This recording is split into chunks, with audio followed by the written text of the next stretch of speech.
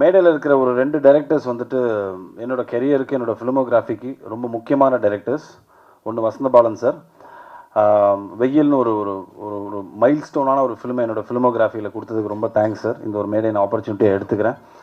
அதே மாதிரி என்னோடய கெரியரோட இனிஷியல் ஸ்டேஜஸில் பாய்ஸ் முடித்ததுக்கப்புறம் நான் வந்துட்டு எனக்கு படம் எதுவும் இல்லை, ஆப்பர்ச்சுனிட்டி எதுவும் இல்லாத சமயத்தில் மலையாளத்தில் ஒரு ஆப்பர்ச்சுனிட்டி கிடச்சிது. சரி, நம்ம சினிமாவை பற்றி ஒன்றுமே தெரியாது, சங்கர் சார் மூலமாக ஒரு பிரம்மாண்டமான ஒரு ஒரு மேடை நம்மளுக்கு அமைஞ்சுது, ஒரு படம் அமைஞ்சுது. பட் அதுக்கப்புறம் என்ன பண்ண போகிறோங்கிறது தெரியாத சமயத்தில் தான் வந்து மலையாளத்தில் போய் ஒரு படம் பண்ணேன்.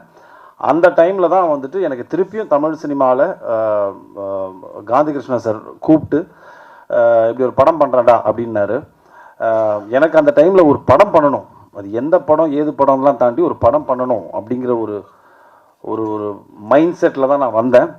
உள்ளே வந்தோடனே கதைலாம் சொல்லலை சார், என்கிட்ட ஒரே விஷயம் தான் சொன்னார், படத்தில் நீ ஹீரோலாம் கிடையாது, பட் செல்லமேவே நீ தான் அப்படின்னாரு. அது அந்த டைமில் எனக்கு மெச்சூரிட்டி இல்லை, ரொம்ப சின்ன பையன் நான் அந்த டைமில். 2003ன்னு நினைக்கிறேன் சார், 2003, 23 வருஷம் ஆகிடுச்சு.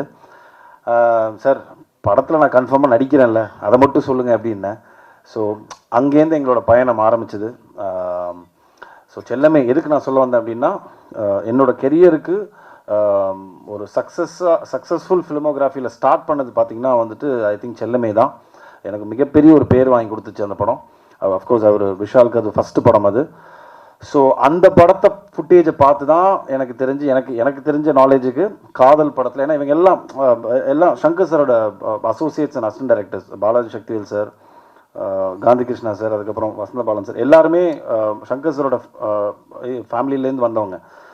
ஸோ அதுலேருந்து பார்த்து வந்தது தான் காதல். ஸோ எதுக்கு சொல்ல வந்தோன்னா, எல்லாமே வந்துட்டு சங்கர் சார் சார்ந்த மக்களோட சேர்ந்து நடந்ததும் போது எனக்கு ரொம்ப சந்தோஷமாக இருந்தது. ஸோ ரொம்ப சாஃப்ட் ஹார்ட்டட் பர்சனுங்க காந்தி கிருஷ்ணா சாரை நான் பார்த்த வரைக்கும். Is very soft hearted. ஒரு விஷயத்தை கன்வே பண்ணுறது ரொம்ப சாஃப்டாக, ரொம்ப ரிலாக்ஸ்டாக. இப்போ எப்படி இருக்காருன்னு எனக்கு தெரியல செட்டில், அது ராணப்ட டீம்கிட்ட கேட்டால் தான் தெரியும். பட் அந்த டைமில் பார்த்தீங்கன்னா, அந்த டைம்லேருந்து இப்போ வரைக்குமே நான் என்கிட்ட பேசும்போது ரொம்ப பயங்கர ஹியூமிலிட்டியோட, ரொம்ப சாஃப்டாக, எல்லாரையும் ரொம்ப அழகாக ஹேண்டில் பண்ணக்கூடிய ஒரு அமேசிங்கான ஒரு மனிதர். So wishing you all the best sir. And Raanav, நீங்கள் சொன்ன மாதிரி உங்களுக்கு ஒரு இதோட ஒரு மிகப்பெரிய லான்ச் இருக்காது டெஃபினட்டாக.